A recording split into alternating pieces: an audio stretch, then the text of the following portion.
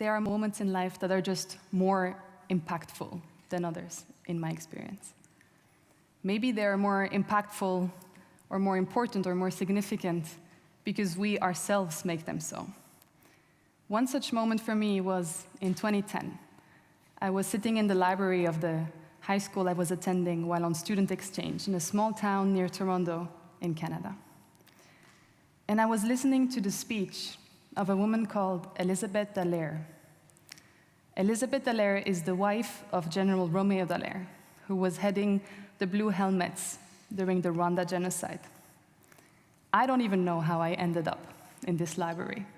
I don't know if I was picking up a book and I saw it by accident, or if any part of me consciously thought, I want to hear this talk.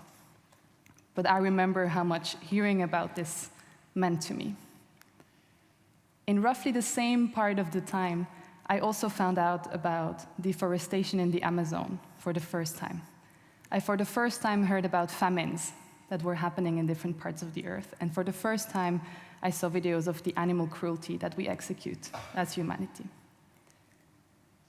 My feelings were shock, confusion, deep sadness, and also anger. Anger at how can we even live like this? How is it possible that I'm 15 and I have never heard of these things in this way? You could say it was a kind of awakening to the state the world was in. Soon enough, I started translating this anger and this energy into action. I became an activist. I took to the streets for different initiatives. I volunteered for many NGOs. I, together with friends from my high school, decided to initiate small things and conversations of how can we contribute. Since then, my life has basically been about finding how can I make my best contribution to the world that we're in. I developed, over time, I didn't stay in this anger forever, a life philosophy of what I would call daily leadership. So kind of what this quote for me expresses, that actually very small actions, just how we are in a moment with someone, matter and have an impact. That actually being a good father and raising conscious children, or being an excellent boss at your work and inspiring other people, all of these matter, and not everyone needs to give up their life, in a sense, and go somewhere to become a humanitarian worker, or just go where the situation seems to be the most dire. With time, this led to the conception with others of an initiative called Collaboratio Helvetica. The very beginning of this initiative was simply the sense that how come that there are so many people and organizations that are already doing great work to see change in this world, to see change in Switzerland, and yet somehow it seems like we're not reaching collectively the state where we want to be in. We are still collectively producing results that actually nobody fundamentally really wants. And when we look at the Agenda 2030, which some of you may know, there are very ambitious goals in there. It's not a perfect agenda, but if you look at how Switzerland is doing, for example, you will notice that only 3 out of all the 17 are in the green zone. If you look at gender equality, or if you look at how much our consumption is impacting the environment, we are actually really not amongst the best in the world. We tend to think that Switzerland is doing so well, and that we have, all of these great institutions, and one of the best democracies in the world, and one of the best education systems in the world. But if we look a little closer, we also have serious issues to address. Let's wait. And what we found is that what we need to do together is to actually look at what is the root cause. Why are we in this situation in the first place? We are doing a lot of what I would call band-aid politics. We find an issue and we try to fix it. We see, okay, not enough people are recycling their plastic bottles, and we make up a new program, a new idea, a new initiative to improve recycling. But we're not thinking, why is the plastic there in the first place, for example? So we thought, we need to go deep. We need to go to the root. And it makes sense, right? It makes sense that if you want to change a system, you actually need to somehow let the conditioning of that system go. So for example, if you're trying to change the education system, You all would agree that if we sat together in a room for one afternoon and would brainstorm what a new education system would look like, if we would still think that it's a building, that it includes a teacher that is teaching the students something, that it's by age group, then we would probably not find the most innovative concept for a future education possible. So we need to work this out of our system, in a sense, to get to a real innovation. There's a quote by Albert Einstein that represents this nicely, right? So we need to shift our mindset in order to be able to solve the issue. So when I co-founded this initiative, now 2.5 years ago, I knew I was embarking on some kind of roller coaster, right?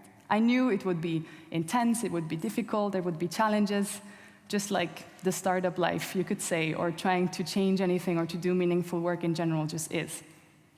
I did not know to what extent this would be an intense roller coaster. I did not know how it would shake up all parts of me and put them together in a different way. And I'm sharing this because we don't talk about this dimension enough. We tend to focus on what are the results and what are all the great successes and the things that worked so well. But we don't actually talk about the inner condition. Where are we coming from with this and how are we experiencing it? And I did very much underestimate what this meant for me as a person. So what made sense on a system level, that we need to let go our conditioning around education to invent a new system, I did not, to the same extent, apply it to my own person and to my own being. And it is only with time that I realized that this quote that we just saw rings true to me. If we want to bring peace to the world, we need to bring peace to ourselves. Where we are coming from when we act and when we take a decision, when we make an intervention, when we launch a project, it matters. Because I could say to you, it's fine, don't worry. And I could really mean it. I could really come from a place of loving acceptance and I have forgiven whatever it is that happened. Or I could say, it's okay, don't worry. And actually come from a place of anger, of resentment. And the same words that I have spoken mean a completely different thing. And most likely you will feel that. So in the same way, if we are trying to change something in the world, and we continuously come at it, for example, from a place of anger, it is not such a surprise that the person opposite us reacts with a defensive stance. So in a sense, for me, I had to really, really look at myself again. I had to accept that I was my own biggest obstacles in many situations. I had to learn again that this is true. The impact really does depend on the internal state of the intervener. And this means that I am not exempt from this. I cannot go out into the world and run great programs and do great projects without doing this inner work myself. Or I could, but I would never have the impact that I would actually like to see. And this is a scary thought. And we are not prepared for this. There are no schools, there is no leadership program, there is no capacity building program that has this on the agenda. It doesn't go public speaking, budgeting, project management, face your own shadow. It just doesn't. So how come? And what for me in this journey has been so insightful, and we're going to see, is to realize that this is work that we all must do. And remember my story from the beginning, how I shared this conscious awakening of sorts and the anger and the sadness and also the terrifying emotions that I felt there? The philosophy that I developed out of it, that everyone just needs to do what they can and everyone can make a contribution. That worked great, that worked really fine. But deep down for me, this meant that if I think everyone needs to do what they can, and I think I can do a lot, then I have to do it all. And actually, in all of the things I've done, in the projects I've run, I'm not saying they didn't matter. I'm not saying they were not important or successful or had a positive impact. But I was oftentimes coming from a place of guilt, coming from a place of sadness, of fear, of anger. And that does make a difference. And to me, it's not a surprise that the burnout rates among social entrepreneurs and people who are trying to change something out there in the world are so high. I think there are many of us who are so committed And for me personally, every minute that I took that was for me, that was self-care, that was just something that was good for my body, or just doing nothing, I felt like I was taking away from the cause that I was supposed to support. I felt like I was being egoistical with that. But then I had to learn, and the hard way, because I too showed signs of burnout last year, probably many times before, but I wasn't even able to see it, that you cannot pour from an empty cup. It sounds so silly, but you cannot give to others what you don't have. And this is why we really have to start from this place. And it is a bit embarrassing. It is a bit difficult. Because, like I said, no one prepares us for this. We are taught that we have to be so professional and convincing at all times. And this is why I'm also standing here today. I don't have data on this. I didn't make a study. I don't have fancy flowcharts. I just have me, my story, and some quotes that inspired me along this journey. And so in a sense,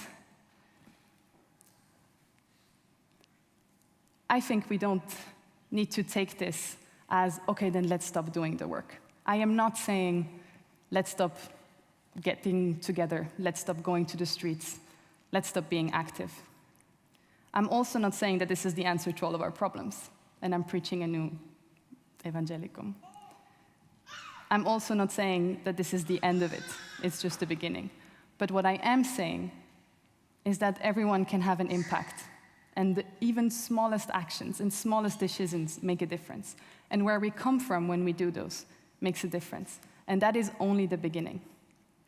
So when actually people are starting to do this individual work for themselves and are starting to question themselves in that way and becoming clearer and clearer and more peaceful if it is on peace that they want to work, this is when we can really collaborate to make a difference.